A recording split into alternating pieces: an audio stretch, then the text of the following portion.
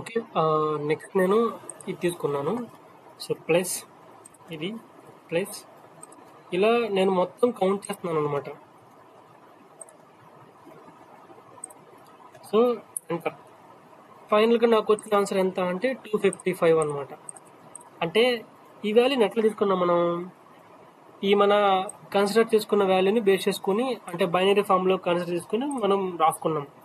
కానీ ఈ 255 వాల్యూ మన ఐపీ అడ్రస్ ఎంత మనం తీసుకున్న ఐపీ ఫస్ట్ ఆక్టెట్ 192, కానీ ఇక్కడ 255 వచ్చింది.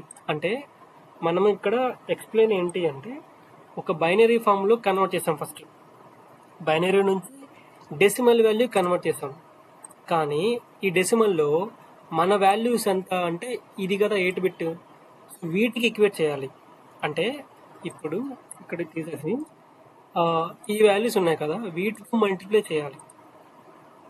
వీటితో ఎలా మల్టిప్లై చేస్తాం? ఇప్పుడు ఇది బైనరీ ఫార్మేషన్ యొక్క వాల్యూస్, అంటే ఇది 0 ఉంది, దీనికి ఇంటూ మన వాల్యూ 0, అంటే ఇక్కడ వచ్చిన బైనరీ వాల్యూకి మన ఆక్టెక్ట్ యొక్క బైనరీ నెంబర్ని మల్టిప్లై చేస్తున్నాం అంతే మనం. ఇంటూ 0. 4 దగ్గర ఎంత ఉంది మన వాల్యూ? 0 ఉంది. So into 0. ఇక్కడ 8 దగ్గర మన వాల్యూ 0. 16 దగ్గర మన వాల్యూ 0. 32 దగ్గర మన వాల్యూ 0. 64 దగ్గర 1 ఉంది.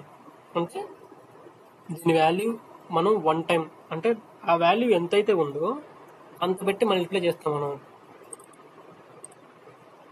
ఇప్పుడు 128 ఇంటూ 1. సో ఇప్పుడు వీటన్నిటిని క్యాలిక్యులేట్ చేద్దాం. ఇందాక వేసిన మనం ఫార్ములా ఈక్వల్స్ టు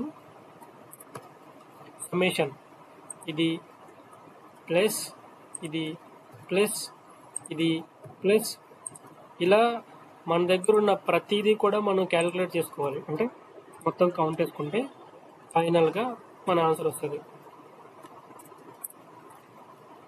వాల్యూ